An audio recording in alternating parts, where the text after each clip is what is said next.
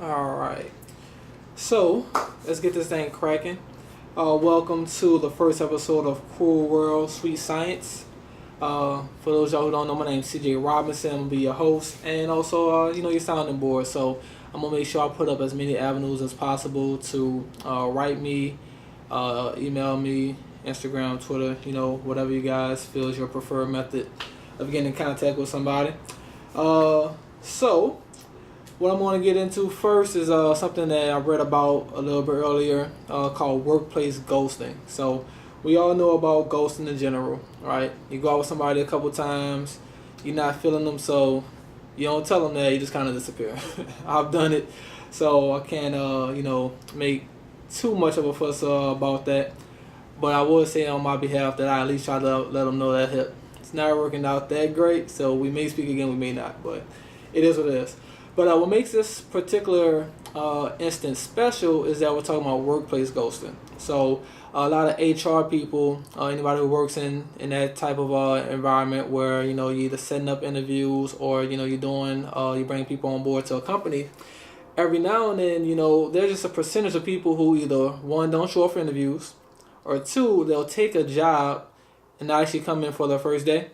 And in some instances, they're talking about folks just taking off and never coming back, right? So, Bob's at work on Monday, goes home Monday night, Tuesday, Bob never comes back. Manager tries to get in touch with him, Bob's is, long gone. The reason I want to talk about it is, honestly, I want some feedback. I've always wondered, so in my field, well, in my current position, I'm a hiring manager. So when I first got into the role, I didn't understand it, right? So I'm assuming, when somebody's looking for a position and they set up an interview, they're going to be at the interview. So I haven't, looked for a job very much in my life. I started, the company I'm at right now, right out of college. So I pretty much only did a bunch of interviews around that time frame. I know I was at every single one of the interviews that I set up. So I thought it was weird that our goal was 80%. So pretty much if we scheduled 10 people for interviews, we're really only expected to see 8 of those people, which made zero sense to me. I'm like, the 2 people who don't show up, man, when you think about a long time frame, so in general, that means if I set up 100 interviews, we have 20 people out of that 100 who are simply not going to show up for the interview, which doesn't make much sense to me. So I'm looking to get some feedback from anybody who's done this, right? If you set up an interview and then not showed up, if you accepted a job and then, not went in to get started, or if you've walked off your job without actually, putting in a letter of resignation, or at least letting the company know that you're going to be moving on to something different. All right. So we know our podcast is a little bit of everything. So the reason we chose Cool World, Sweet Science, honestly, I wanted a method to talk about boxing, right? I feel that boxing is still maybe, the most consistently entertaining and interesting sport out there, because I think that the backgrounds of the guys, the actual action within the fights, and the business of boxing is something that's truly interesting and something that you really wrap your hands around, because it's also a really beautiful sport. But we're kind of going to get into that a little bit later. But, the cruel world portion is, it's cruel world. So if you're the hiring manager out there who you think you got that great new hire to fill a position, they don't show up, how about you reach out to me also? But let's get back to some workplace stuff. So we know that the NBA just had that draft on Thursday. Just full disclosure, I'm a Lakers fan. So I'm also a season ticket holder for the Pelicans. So if you ever feel like there's a little bit of bias, you're right. I'm going to be a little biased towards my team, but I also acknowledge, honestly, I don't expect, the Lakers or the Pelicans to be, at the top of the league this upcoming year. But what we're really going to focus on today is the draft, right? So we know a little bit different from what we just talked about. There's not too much ghost in an NBA, right? It's a contract, and also it's a heck of a lot of money for you not to show up for. But let's run it down just a little bit. So we know at the top of the draft, we had the big man, Deontay Ayton out of Arizona, who went to Phoenix, which I find kind of interesting. Now, it seems like in the NBA, you have a lot of guys who get drafted number 1 in like their home state. So you got the latest guy, Ayton, in Arizona. LeBron got drafted by Cleveland. Derrick Rose got drafted, by the Bulls. And that's all within the last, about 15 years of the league. So I find that pretty interesting. But number 2, we had Bagley go out to Sacramento, which not too surprising. He wasn't really one of the top 2 prospects, but he was the only top prospect at all who seemed like he wanted to go to the Kings. So I guess that's a marriage that was pretty much, agreed upon beforehand. Our third pick was Luka Doncic, the guy out of Europe, who everybody's not going to say he's not super athletic, which when you watch the tape, he's not. He's not the fastest guy in the world, but he is playing in a league that has a ton of competition, and he's gotten the job done. The guy's 19 years old, been playing professionally since I believe he was 14 or 15, something like that, and pretty much the most accomplished guy out of Europe, period, right? Especially teenager. And then we got number 4, Jaren Jackson, which for the purpose of our conversation is going to be a throwaway pick. We're not going to talk too much about Jaren Jackson going number 4 to I believe it was the Grizzlies, and then number 5, we had the big one. So for our conversation, we're going to talk a little bit about the guy called Tiny Trae Young. Went number 5, but got traded back, for Luka Doncic. So we actually had a swap at 3 and 5. So Doncic got drafted 3, but he'll be playing for the Mavs, and then we got Trae Young, who's drafted 5, but who'll be playing for the number 3 team in the draft, the Atlanta Hawks. So what makes Trae pretty special, if you know anything about him and seeing him play, is that he's the first legitimate, Steph comparison since Steph really, stepped onto the scene with Golden State a few years ago, kind of changing the concept of who you need to be your best player. So if you ever listen to Max Kellerman from ESPN, one of his concepts was you really need a dominant big man, right? You can't have a ball-dominant point guard and win championships. So Steph kind of changed that a little bit because he was the first guy in a while, right? Probably besides Jordan, who wasn't a larger guy, right? So even LeBron, 6'8", plays a lot in the post. And, you saw what he had to do. He had to, team up with a few other guys to be able to kind of get over the hump of a guy like KG and things of that nature. So, but of the really tiny guys, Steph's, 6'3", right? Even Jordan and Kobe at 6'6" were bigger guys. And the big thing is obviously, the shooting, right? So when you think about Jordan, you think about Kobe, it wasn't outside shooting. These guys get to the rim. These guys get fouled. They kind of create opportunities by attacking the basket compared to a guy like Steph, a guy like Trae Young, who's taking, 35-footers. So basically extending the defense to create openness compared to the concept of going inside out. Honestly, I really never believed in the next concept. So I guess I'll really start with that.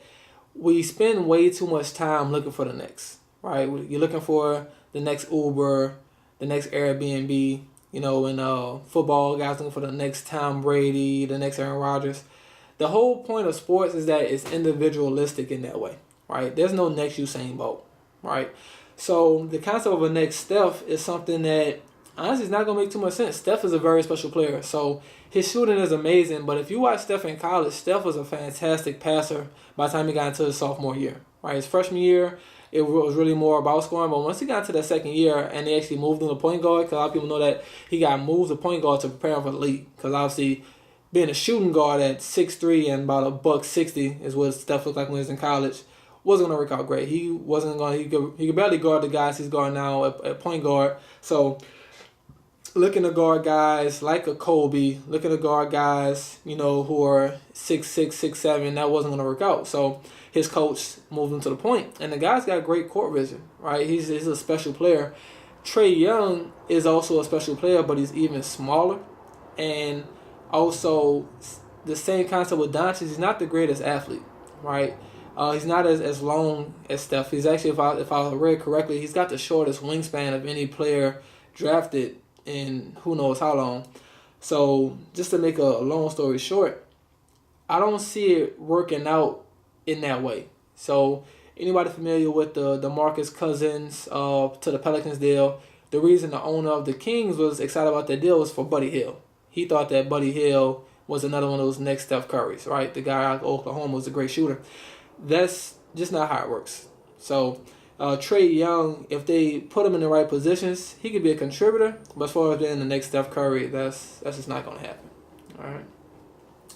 So next up, near and dear to my heart, even more than basketball, because don't get me wrong, I love basketball. I'm probably a bigger NBA fan today than I've ever been. But the NFL is still, in my opinion, kind of the top team sport to talk about. But they're also terrible. They're terrible with marketing the league. They're terrible with, framing things correctly. And sometimes, honestly, just kind of blind to what's going on.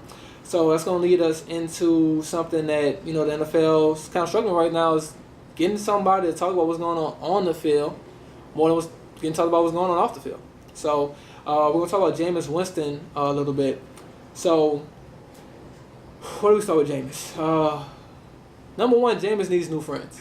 So sometimes you are, who you are. And the only way to change that is to change your surroundings.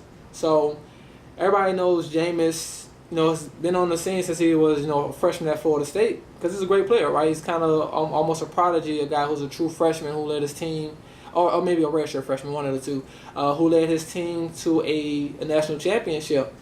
But he keeps getting himself in situations that you shouldn't be in when you're looking to be the face of a franchise in the future. So even when you're in college, I always compare it to, being a president. If you're going to be the president, that kind of starts at kindergarten, all right?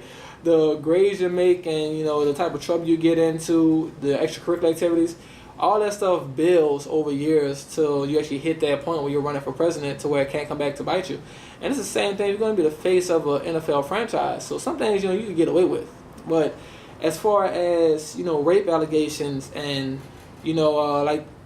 it kind of builds on itself. So to give you a little bit of history with my feelings on Jameis, when the crab legs thing first came out and you really dug into the story, it sounded like the store owner was just trying to get himself out of a situation that he had created, right? So apparently Florida State players would go to this certain grocer and they would get things for free. And just like anything else, right? Free is pretty much the worst practice you can have. In my opinion, this is something you always hear me talk about. Almost nothing should be free. Unless it's life vital, so, air, right? I don't think we should be charging out the wazoo, for somebody to have water at the house. But nothing should be free. I think everything should cost you at least $1, right? It just kind of helps control behaviors.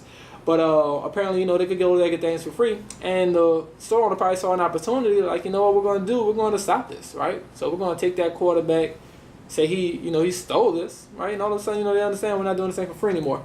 So I didn't find that to be the biggest deal in the world. But the rape allegation, that's a big deal, right? So it's sometimes it is a he said, she said. I know of instances where people have lied about, about rape. But after that, you would think you'll be more careful than ever about, what you're doing and also about who you associate with. So one of the underreported parts of this story with the suspension, so, he's facing a 3-game suspension for violating the conduct policy in the NFL because he allegedly groped an Uber driver after a party in Arizona. And one of the underreported parts of this is that he was hanging out with Brandon Banks. So the name may not sound familiar because the guy is serving time. He's actually he's been sentenced to 15 years for participating in a gang rape when he was playing football for Vanderbilt. So anybody who has been following some of these college football situations is familiar with that case of him and I believe 2 other guys taking a drunk girl back to her room and violating the young lady. And at the time on that night in Arizona, Jameis was hanging out with this guy and another one of his teammates. You can't do that. So that's kind of number one. You got to change your surroundings if you're going to change, the narratives that's happening around you. Because as soon as I heard this happen, like, this guy is completely tone deaf and not paying attention to what's going on. Right? Number 2, Jameis really shouldn't be playing for the Bucs. There's no way, with the guy's background and what seems like his lack of understanding of what it means to be leader of a college team, right? A big name college program. I don't believe he understands the responsibility that comes with. And I compare it to other positions, right? So if you think about, let's talk about Reuben Foster, right? So Reuben Foster, we know, recently had a domestic violence issue that was dropped. But I believe he still may be getting suspended. But before he got drafted, the guy was considered, a top 3 to top 5 talent. And I believe he went 10th in the draft, or maybe even later. I can't remember exactly, but no higher than 10. And the main reason behind that, because the guy's kind of a knucklehead, right? Failed drug test for a diluted sample at the draft combine. Got into altercation, at the hospital with the workers. And that's the reason he didn't go top 5. So if it's a linebacker, it's a running back, it's a cornerback, it's a safety, and they had the same background that Jameis had at Florida State, there's no way that guy's going in the top 3. Right? No way that guy's going in the top 3. Look at Randy Moss. The guy was the number one, number 2 prospect, right? He came on the same draft with Ryan Leaf and Peyton Manning. So he probably would have went number 3, all things being equal. But because he, had gotten the fights in high school, had had his scholarships revoked from Notre Dame and Florida State, a number 1, number 2 type talent went number 21 in the draft. Right? Now it worked out great for Minnesota, broke off a few records, things of that nature. But that just goes to show you that even when you have that talent, you should drop in the draft when you have that type of background. So that was a mistake by the Bucs in the first place, and kind of a mistake by the NFL in general. But also I think it shows a couple of things about the NFL. Number 1 is how desperate teams are for quarterbacks. So, like I just talked about, there's no way Jameis should have been the number 1 pick that year. It made no sense, especially with Mariota right behind him, a guy with a pristine background, and a guy who's doing a decent job, just as good as Jameis, bare minimum in Tennessee right now. But that shows that lack of the quarterback position in the NFL. And number 2, it just shows that the NFL sometimes has on blinders to what's going on in society and what's going on in the world. But there's no way that guy should have been number 1 pick. All right. We're going to kind of move on from that. We're going to turn into a little bit of a different direction. So we're going to do a lot of these shows from different hotels, right? So I'm kind of a travel junkie. So I spend a ton of time in hotels between pretty much all over the country. And we're going to talk about a hotel that I spent some time at a few weeks ago.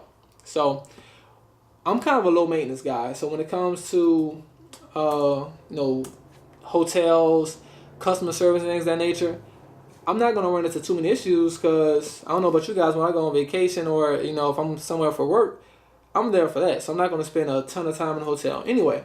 But you want to get some of the bare minimum things from a hotel. So what we're going to talk about is the Royal St. Charles in New Orleans. So I stayed there probably about a month or so ago. And one of the things that happens at certain hotels is what they call a resort fee, right? So I stayed at Harrah's a few weeks back. They had a $19 resort fee. I believe the resort fee at Harrah's was about that same amount. And it's made to cover certain things, right? Maybe the Wi-Fi, if it's a business hotel, the newspaper, different things. And Royal St. Charles had that fee. And if you get to your room, there's a list of things that comes with it, right? So some Mardi Gras beads, which I don't need or anything like that. They're just things that little knickknacks. So I noticed I didn't have any of it. So I make a call down to the front desk. So I say, I just wanted to call and let you know that I don't have this, I don't have that. And quote, the front desk attendant asked me, and what do you want me to do about that? In that tone of voice and everything. So if you look on hotels.com, you're going to see the Royal St. Charles has a very good rating, right? I consider any hotel with 8 or above to be, a pretty nice place to stay if you're going to, be staying somewhere. So an 8.2 is, not bad.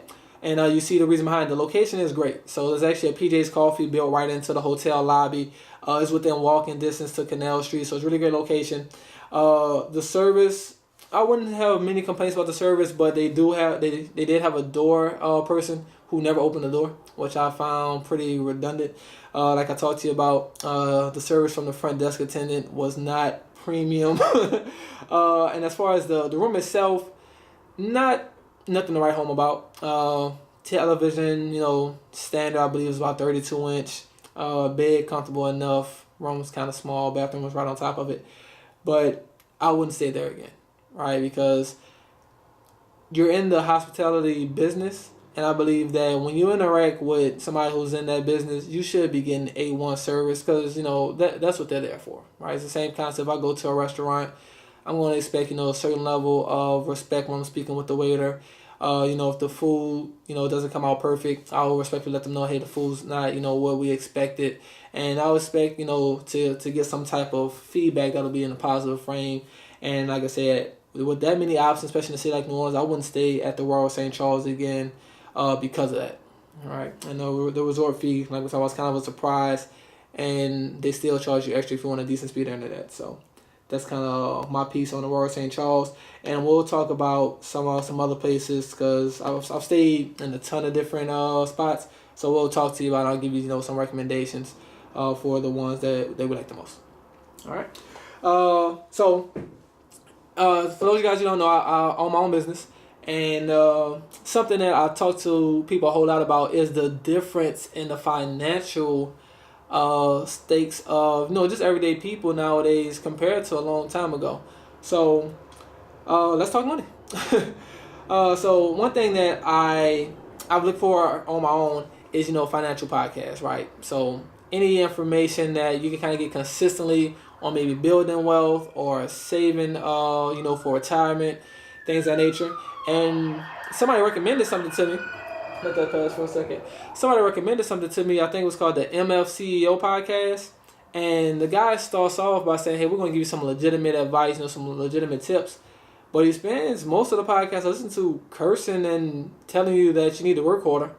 Which, don't get me wrong, I have nothing against cursing, right? You won't hear me do it too often in public. And, I believe you should be working hard.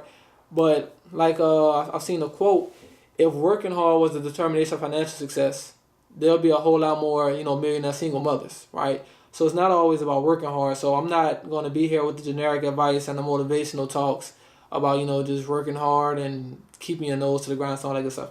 We want to talk about actual ways to, change your financial well-being. Sometimes we'll talk about some things that, going to help you in the short run, right? And sometimes we'll get into things that, will help you build wealth over time. Because I think that from the time you really start working, you should be planning for your retirement, right? The only reason we work is not just to pay bills, right? So whenever you hear about, that job, right, just over broke, that's one of the main issues that people run into is that you're making just enough money to get your bills paid and to have a little bit of fun here and there. So what we want to talk about is one of the best ways really to start building up that long-term, kind of settlement money, right? So when you're done working, when you're not, 30, 40, 50, when it's starting to hit that 65, 70, 75 mark where hopefully you're taking your foot off the throttle and, those 9 and 10 hour work days, and it's time for, to be making money and using the money that you put aside for yourself to live on a daily basis. So what we're going to talk about is government, certificates of deposit.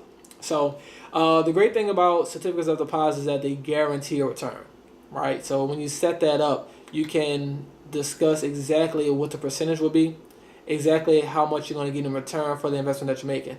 Now, it's not like the stock market where you're going to get these huge returns depending on, what the market is and, what happens. But the great thing about it is that it's something that you can consistently do. All you do is go to the website. You can actually Google government certificates of deposit. It'll point you to the right direction and set up an account. And you can start that. And it doesn't have to be a lot of money because, like we talked about, it's just taking little steps like this that are going to help. The second great thing about it, besides the fact that it's going to be a guaranteed return, is that you're able to keep it away from yourself. So a lot of folks have savings accounts, but a lot of times there's nothing in them, right? Because you run into a little bit of a situation and you're taking the money out the savings account and bringing it into the checking so you can pay that larger than average credit card bill or, for you to put down, that deposit, on the club for your birthday, whatever it might be. So the trouble is sometimes we give ourselves too much access to our savings. So the great part about certificate of deposit, once it's in there, it's in there, right? It's a locked time frame before it's going to be something that you can, go and remove. So it's great for those of us who lack a little bit of self-control, right? Because that's one of the things about it is that a lot of folks don't have that discipline when it comes to financial well-being. So sometimes forcing yourself to do that is the best way to do it, right? And it's also going to kind of create a habit where maybe you'll get more responsible. Then you can do more high-yield things where you have better access and quick access to it. So that'll be our money talk for today. All right, and last but not least, so as we talked about, the main reason I wanted to do this podcast because I feel like boxing is so underserved when it comes to coverage and when it comes to exposing guys who I believe the public, should know about. And also, just in general, we want to talk about the sweet science, right? Like I said a little bit earlier, I think it's one of the most beautiful sports in the world. It's very unique in that it's a team game, right? So you have your trainers and you have your sparring partners and you have your manager, things of that nature.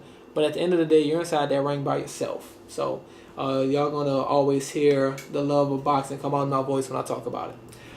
Today we're gonna talk about a couple guys. So we're gonna really focus on Errol Spence and Terrence Crawford, two of my favorite guys in the game right now, and pretty much what's gonna be the most active and star-laden division in boxing, probably for a little while. So the welterweight division in boxing are guys who are fighting at 147 pounds. So Bud's brand new to the division. He came up from 140, where he actually unified all 4 major titles, which is a huge accomplishment. That's something that I believe only been done 4 or 5 times since they've been 4 belts. So being the undisputed champion in any division, so we're used to hearing it in the heavyweight division, but any division is a huge accomplishment because number one, it shows that you've cleaned out your division. There's nobody that you ducked. There's nobody who you are avoiding fighting. Number two, it shows that you're dedicated to the sport. You fought your mandatories, and you've handled your business in the best way possible to be able to unify those titles. I went to the Errol Spence fight a couple weeks ago in Dallas. It was quick. So one thing about boxing, for those of you guys who don't know, there's something called mandatories. So when you have a title, there's guys who are ranked by that sanctioning body. So the sanctioning body who has the belt for Errol Spence is the IBF. So he actually had this mandatory fight against a guy named Carlos Ocampo. I'm a huge boxing guy. Before this fight got made, I knew of Ocampo's name, but I can't even remember why. Right, and that's not a good thing when you're fighting Errol Spence. If I've never heard of you. And the trouble with mandatory is that sometimes it's not good for either fighter. So for the champion, it's not great to sometimes have to waste a fight date with a guy who's not really going to give you a challenge. So Errol got the guy out of there in the first round. Mainly because the guy was inexperienced. The guy could have made it out of that round because he showed some promise. So I think the guy's got a pretty good future if he's managed correctly. But it wasn't time for him to be in there with Errol. So Errol couldn't even get any work in, right? 3 minutes of work after a 3 or 4 month training camp is not the best thing. And when he's talking about taking on the big fights, he's talking about fighting the Keith Thurmans of the world and the Danny Garcias, and like we talk about Bud Crawford. You want to get some rounds in. You want to keep everything edged up because this is his first fight since he fought Lamont Peterson, which was a smaller guy, right? It's a good name fighter, but he's not a true welterweight. And that was his first fight in a while since he beat Kell Brook. So he hasn't been super active, so getting some rounds in would have been great for him, but that couldn't happen because the competition wasn't there. And then when you look at a guy like Ocampo, I call these fights, feeder fights. All right, the trouble is you're getting fed to a guy, you're getting fed to a lion, right? So just imagine you taking a baby gazelle and putting him in a lion's den. That's the same as that concept of what happened. But it was a great event. So that was his first time, fighting at home with the belt, which, champion fighters, that's one of the first things a lot of these guys do, which is great. So they actually go back to their hometown, their home area, and bring a championship level fight to a place that won't get them all the time. So Dallas is in a place that gets the big fights a lot. So you notice that they've tried to get the Triple G fight, they tried to get the Pacquiao Mayweather fight, but Vegas typically ends up taking those fights. So it was great to see an event like that. It wasn't staged the best, but it was a fantastic event. And just a week prior, we saw Terrence fight Jeff Horn, the guy who won the title. I add parenthetically, won in quotation marks, because he lost that fight to the Pacquiao, but he ended up taking the decision, so taking the belt. But should have been the smaller man. Like we said, he was coming up from 140 pounds, and Horn's a larger welterweight. And you even miss weight at the weigh-in, which is a whole nother story. But what really caught my eye against Horn was how Bud manhandled the guy. He was really just tossing him around the ring whenever they were locked up. And that was supposed to be Horn's one advantage. So he ended up knocking the guy out, which it probably was an early stoppage. So the guy should have been given a chance to go down maybe one more time or really show that he wasn't fighting back before they stopped the fight, but the referee found it appropriate to stop the fight. it maybe was a foregone conclusion that Bud's gonna win the fight, but I'm one of the guys who thinks you gotta give the guy a chance. When he's completely gone, you stop the fight. But if the guy's still fighting back, the guy's still defending himself in some way, shape, or form, you should let that guy finish that fight.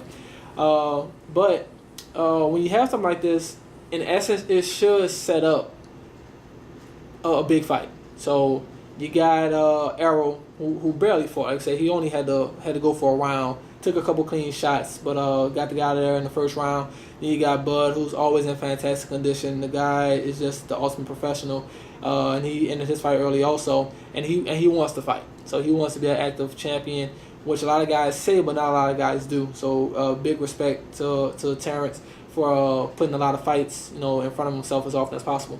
But that gets us into the downside of my favorite sport, which is the politics of networks. So being a boxing fan is expensive. So when people talk about, oh, boxing's dead, that's BS, right? You look at the Forbes list of highest paid athletes last year, the number one guy was a boxer, right? Floyd Mayweather made $285 million on that fight. Conor McGregor is not even a boxer, but because of a boxing match, took home, I believe, a $100 million payday, at least something, in that general range. And that guy's never a boxer. So boxing is far from dead. Boxing is always going to be alive and well because it's one of the purest forms of sport, right? Track and field and boxing are two of your original, sporting competitive events. So boxing is far from dead. But it's expensive to be a true boxing fan. It's kind of like being a hockey fan, right? So you don't see playoff hockey games on, ABC and CBS or Fox. Like you see the big golf tournaments, like to see the football games, like to see the NBA finals. They're on cable TV, right? So the NHL finals spend some time on NBC, but a lot of time on NBC Sports, which depending on your cable provider, that's a premium channel, right? You spend a lot of money just to have access to that channel. And if you're gonna be a big boxing fan, you gotta have Showtime, you gotta have HBO, premium channels that are going to cost you extra money.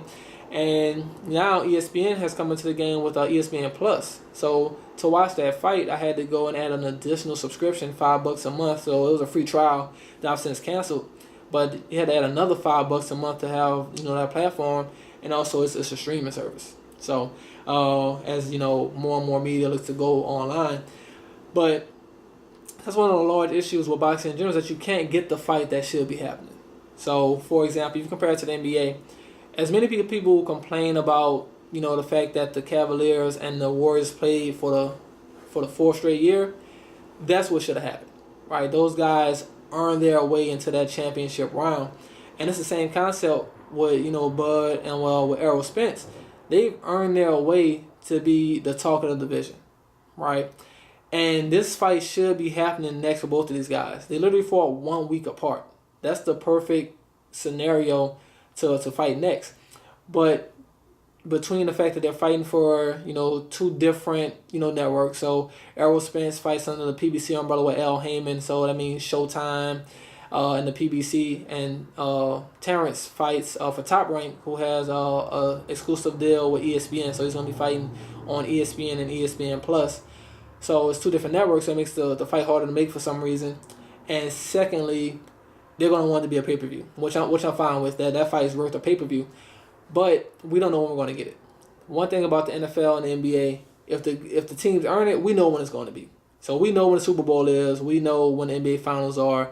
We know when the World Series is. And if those teams earn their way into it, we could mark our calendars and be ready for it. But you really can't do that in boxing because sometimes the fight that should be made in 3 months takes 3 years, right? Or in the case of Pacquiao, Mayweather took 5 or 6 years before it got done. And there's just too many things that can happen in between that time. So my little piece is not gonna be anything different from any other boxing fan. Is that we gotta figure out a new model.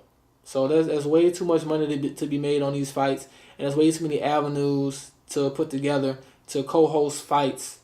So there's simulcasts and there's free TV, right? So even ESPN is technically a cable channel. You can't tell me that you can't sell advertising for a fight like Spence and Crawford to ABC or CBS the same way they sell the advertising to the Super Bowl. Because think about the fact that you have people shelling out $100 per TV set to watch the fight between Conor McGregor and Mayweather. right? That fight generated a ton of revenue. And then the Pacquiao Mayweather fight, 4.6 million pay-per-view buys. There's a lot more people watching that fight than the 4.6 million, right? That would be a great number. But keep in mind, for pay-per-views, what normally happens is a guy buys a fight, then, 10, 15 friends comes over to his house. So if you put that on free TV, you're going to have a huge audience. And boxing does lend itself well to advertising because there's built-in breaks. Now, sometimes we do want to cut into those breaks because some of the natural storytelling of a boxing match is in between the rounds. But all in all, you have built-in breaks between each round. And also, the audience is going to watch that commercial because you're going to come right back to the fight in 60 seconds. It's not like when you're watching, Chicago Fire and there's 4, 5, 6 minutes of commercial before you get back to your television show. It's 60 seconds, right? You got the consumer locked in. And the best thing about boxing is that you can't take your eyes off it, right? You look left, right? When somebody calls your name, a punch happens, you look right, the fight's over. Right, look at the Errol Spence fight. I literally maybe looked left for a second, came back, and the punch happened, and the next thing the guy's down on his knees. So it lends itself very, very well to advertising, and also there's always the build-up that you can do, which we gotta give credit to Floyd Mayweather for coming up with All Access, because that's a great way to build interest in a fight. That's a great way to build the fan base of a fighter because it lets you get into the life of a fighter, right? It lets you understand what they're fighting for, which is, one of the biggest and most beautiful things about the sport. But that'll be it, for this first one. All right, I hope you guys really enjoyed it. I had a whole lot of fun, talking to you. This is something that I've been wanting to do for a very long time, so I'm happy I finally sat down and took my first crack at it. So any, responses or feedback, I'm very much open to. Anything that you guys want me to talk about that maybe I'm not talking about sports-wise or, just out there in general, I'm open to it, all right? I'm a guy who has a ton of interest, so, write me some feedback, get at me on Facebook, Instagram, like I said, whatever your preferred method is, and we're going to do this again. So for right now, we're looking to do it once a week, and once we really get the ball rolling and really get a feel for it, maybe doing this 5 days a week one day. But y'all have a great one, and we'll be talking again soon.